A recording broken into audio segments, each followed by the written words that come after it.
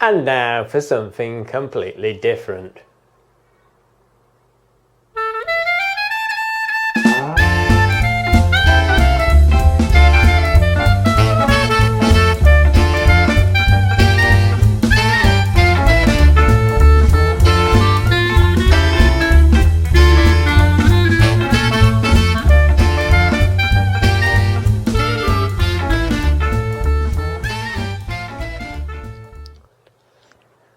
So here we have Fluxx, Monty Python Fluxx, set up for a two-player game. So at the start of the game, each person is given 3 cards. You'll have the basic rules in play. These are the standard rules at the start. So it tells you shuffle the deck, deal 3 cards to each player, choose someone to go first and keep this card on the table. And the rules say draw 1 card per turn, play 1 card per turn. There'll also be a goal put out. Now this changes during the game, but here we have an example. This is an X parrot, and it says to play this card, place it face up in the centre of the table, and it'll discard another goal that's there. And this one, for example, you win if you have the resting power and the Grim Reaper in front of you at the start of the turn, or anybody's turn. So let's have a look at some of the cards that come with this game then, so that we get an understanding. You have keepers. In this case it's the foot. And here's coconuts. As we all know, coconuts don't migrate, nor can swallows. African or European swallows, they can carry coconuts. So a keeper gets played face down in front of you, and as per the goal, if it matches the goal that's in play, you win. There is also new rules, so you could play one of these. In this case, play all of the cards in your hand each turn. So you play that and it goes next to the basic rules, and you now have to do that. There's another variant of the new rule card. This is play it in the face into the centre of the table. If you sing a few bars of Monty Python song during your turn, draw 1 extra card. Draw another extra card if no one has yet used this song for this reason during the game. So you can draw up to 2 cards extra by singing. I mean, this game is full of silly things. For example, look at this goal. Anybody who's familiar with Monty Python and the Holy Grail, strange women lined in ponds distributing swords is no basis for a system of government.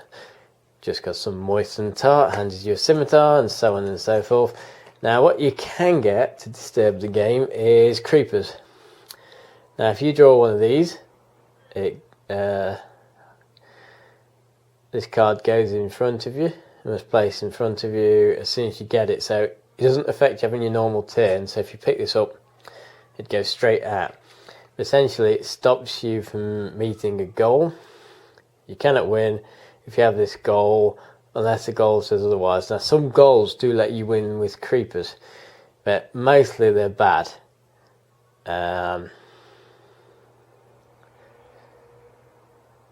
And if you know this one says otherwise, you can't get the goal unless there's a card in the table that says otherwise, or a card is on the table with the word it or it.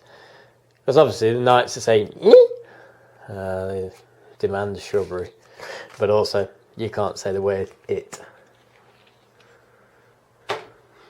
And the game goes on until somebody matches the goal that's currently on the table. So, for example, here, the meaning of life, you win if you've got the finger of God, and the animator. You win if you've got the beast of Ag. That's from the back of the throat, Ag, and the animator. Again. Killer Rabbit and the Beast of Ag. Finger of God and the Reaper. got Robin's Minstrels and the Three-Headed Knight. On the Rabbits of Doom.